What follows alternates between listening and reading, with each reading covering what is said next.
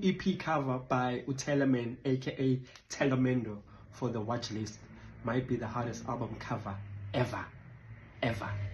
Who, what do you do? It's your boy, Taz the 8 Wonder, the design pastor, your favorite creative arts lead, your taxi driver's favorite graphic designer, imfihlo yesizwe, designer yezinto. Not too sure of the creative team behind this album cover art because they're not well credited. But I did check out the album cover when he announced it, and there was a few people he actually mentioned over there.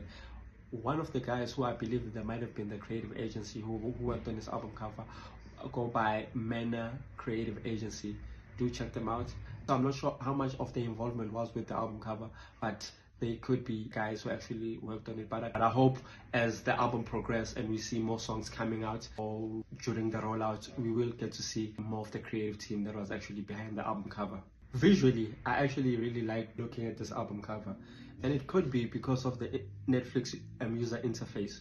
You know, in terms of also just the art direction and how it's been shot, I actually like how they've actually also just dimmed the surroundings, man, you know, because of course you've got the Netflix user interface, but also, man, the person who I'm assuming is Tellaman, he's slouching, like he's laid back on the couch, so it could be Friday night, movie night type of vibes, or even like a chilled out Sunday for lovers vibes, you know.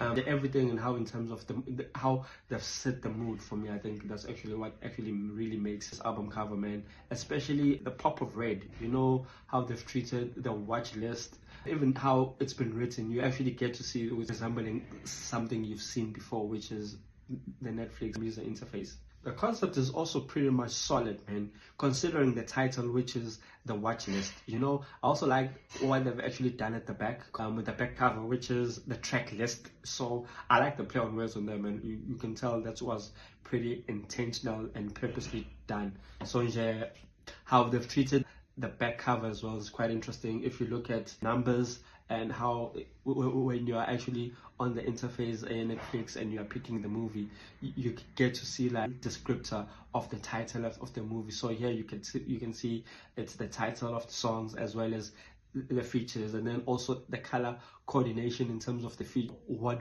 you would have on Netflix as a recently added movie or still coming, it features a red underline there to actually highlight that. Here they've done it for AMA features to actually show which this red underline here is for a person who Tella has actually featured. So I mean, I thought that was well considered. Those are the small details that actually make this album cover for me actually stand out. Which they've actually studied the interface and they were like, okay, how can we incorporate these small details into this album cover? But of course, the biggest winner for me is the execution, man. Like, the art direction is really dope.